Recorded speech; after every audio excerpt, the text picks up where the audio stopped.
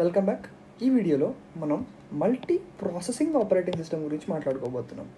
First I'm really sorry, నేను last video దాని ముందు వీడియోలో I was misleading that multi tasking operating సిస్టంలో కోర్ అనే కాన్సెప్ట్ ఉంటుంది అని. కోర్ అనే కాన్సెప్ట్ బేసికల్లీ ఈ వీడియోలో ఉన్న మల్టీ ప్రాసెసింగ్ ఆపరేటింగ్ సిస్టంలో అయితే కనపడుతుంది. సో ఒక సిపియుని ఏం చేస్తున్నామంటే మనము థ్రెడ్స్ యూజ్ చేసి we're dividing into different cores. ఇక్కడ first core, second core, third core, fourth core. So this is a quad core CPU అంటున్నాం. క్వాడ్ కోర్ సిపియు అంటున్నాం. సో ఎలా పనిచేస్తాయి అంటే ఒక్కొక్క కోరు ఒక్కొక్క సిపియులో పనిచేస్తుంది అనమాట. సో ఇక్కడ మీరు ఇప్పటిదాకా సిపియు ఒక పర్టికులర్ 1 నానో పికో సెకండ్లో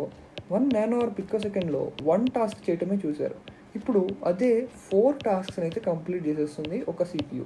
because 1 ALU 1 task at a time చేస్తే 2 ALUs 2 task at a time చేస్తాయి అనమాట. సో ఈ అర్థమెటిక్ లాజిక్ యూనిట్ అనేది మనకి కోర్స్ లాగా ఉపయోగపడతాయి. సో ప్రాసెసింగ్ ఎలిమెంట్స్ అనుకోండి, మల్టిపుల్ ALU మల్టిపుల్ కోర్స్ వల్ల చాలా యూజ్ అయితే ఉంది. ఎందుకంటే సేమ్ టైంలో multiple task at a time చేస్తాయి, మల్టిపుల్ జాబ్స్ ఒకేసారి కంప్లీట్ అయిపోతాయి. మల్టిపుల్ జాబ్స్ కంప్లీట్ అయినాయి అంటే ఆటోమేటిక్గా ఆ పర్టికులర్ సిస్టమ్ అనేది చాలా స్పీడ్ ఉంటుందన్నమాట. సో ఇప్పుడు మీరు i3లో 10th జనరేషన్ ఉన్న ఒక ప్రాసెసర్కి, ఒక ఫర్ ఎగ్జాంపుల్ క్వాడ్ కోర్ ప్రాసెసర్కి మీరు i5లో 4th జనరేషన్లో లేకపోతే 4th జనరేషన్లో డ్యూయల్ కోర్ ప్రాసెసర్కి ఏది స్పీడ్ ఉంటుంది అంటే మీరు ఎలా చెప్పచ్చు? మీరు క్వాడ్ కోర్ ఉంది కాబట్టి ఇది స్పీడ్ అని చెప్పలేము, ఇది డ్యూయో కోర్ ఉంది కాబట్టి ఇది స్లో అని చెప్పలేము, 4th జనరేషన్ని బట్టి చెప్పలేము. అలాగా మల్టిపుల్ వర్షన్స్ అంటే ఇప్పుడు i3, i5 అనేది కంప్లీట్లీ 2 డిఫరెంట్ వర్షన్స్ అనమాట. ఈ రెండింటి వర్షన్స్కి మనము కంపేర్ అయితే చేయలేము. అదే ఇప్పుడు 4 కోర్ 2 కోర్కి ఏది స్పీడ్ ఉంటుందంటే 4 కోర్ అని డైరెక్ట్గా చెప్పచ్చు. 4 కోర్ ఈజ్ ఫాస్టర్, ఇది స్లో ఉంటుంది. Of same generation same version అయితే కనుక మీరు కంపేర్ చేయొచ్చు. మీరు మళ్ళీ ఆ రెండు కంపేర్ చేస్తారేమో అని చెప్పి నేను ముందు జాగ్రత్తగా ఆ రెండు కూడా చెప్పాను. i3, i5కి వీటికి కంపేర్ చేయలేము మనము. బికాజ్ i3, i5లు అనేవి వాటి లోపల నెంబర్ ఆఫ్ థ్రెడ్డింగ్స్ అనేవి కంప్లీట్లీ డిఫరెంట్ ఉంటాయి.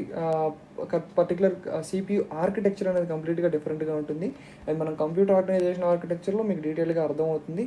సో డువో అంటే dual core, quad core, octa core, hexa core అనేవి మనం ప్రాసెసర్లు యూజువల్లీ రోజు బయట మొబైల్స్లో కానివ్వండి లేకపోతే మిగతా వాటిలో కానివ్వండి వింటూనే ఉన్నాం అని చెప్పి మనమైతే చాలా వింటుంటాం. Like dual core, quad core processor, అది ఆక్టా కోర్ ప్రాసెసర్, ఇట్లాగా అంటే స్పీడ్ ఉంటాయంట. ఆ ఆపరేటింగ్ సిస్టమ్కి ఆ సిపియు పర్ఫామ్ చేసే స్పీడ్ ఏదైతే ఉంటుందో అది కంపేరిటివ్లీ హైగా ఉంటుంది మిగతా వాటితో కంపేర్ చేస్తే. ఇప్పుడు మల్టీ ప్రోగ్రామ్డ్ కానివ్వండి, మల్టీ టాస్కింగ్ కానీ కంపేర్ చేస్తే మల్టీ ప్రాసెసింగ్ ఆపరేటింగ్ సిస్టమ్ ఏం చేస్తుంది అంటే ఒక్కొక్క ALUకి ఒక్కొక్క టాస్క్ స్పీడ్గా ఇవ్వగలదు. అండ్ ఆల్సో సిపియు కూడా కోఆపరేట్ చేస్తుంది. Like 4 task at time complete చేసేసి లోడ్ ఏదైతే ఉందో ఆ లోడ్ని తగ్గించేస్తుంటుంది. కాబట్టి ఆపరేటింగ్ సిస్టమ్ కూడా ఎక్కువ లోడ్ని తీసుకోవడానికి కానీ ఎక్కువ జాబ్స్ని చేయడానికి కానీ ఫాస్ట్నెస్ అయితే ఉంటుందన్నమాట. సో ఇక్కడ ర్యామ్ అండ్ ఆల్సో కోర్స్ కూడా యాడ్ అయిపోయినాయి ఇక్కడ మనకి మల్టీ ప్రాసెసింగ్ ఆపరేటింగ్ సిస్టంలో. సో మల్టీ ప్రాసెసింగ్ ఆపరేటింగ్ సిస్టమ్స్లో బేసికల్లీ ఇదే న్యూయర్ వర్షన్స్. వీటిల్లో ఇంకా న్యూయర్ వర్షన్స్ ఉన్నాయి, వాటి గురించి మనం ప్రస్తుతానికైతే మాట్లాడుకోవాల్సిన పని లేదు. వన్స్ అవి స్టేబిలైజ్ అయితే వాటి గురించి కూడా I will explain and add to this playlist అనమాట మల్టీ ప్రాసెసింగ్ ఆపరేటింగ్ సిస్టంలో. సో నెక్స్ట్ మనం డిస్ట్రిబ్యూటెడ్ ఆపరేటింగ్ సిస్టమ్ నెక్స్ట్ వీడియోలో చూద్దాము. ఇది one of the important operating system. Distributed operating system ఇవాళ చాలా చోట్ల అయితే వాడుతున్నాం. మనం ఎక్కడెక్కడ వాడుతున్నాం ఏంటి అనేది ఆ వీడియోలో కంప్లీట్గా మనం తెలుసుకుందాం. Thank you for watching. మళ్ళీ ఇంకో వీడియోలో కలుసుకుందాం. Meet you in the next one. మీరు ఇంకా ప్లేలిస్ట్ని మొత్తం ఒకసారి మొదటి చూసుకుంటారండి. Only multi processing operating system చూస్తే మీకేం అర్థం కాదు అసలు ఆపరేటింగ్ సిస్టమ్స్ అనేవి. ఆ ఆపరేటింగ్ సిస్టమ్ నేర్చుకున్న ఫీల్ రావాలంటే you should watch from the beginning of the playlist. So go back and watch it. Meet you in the next one.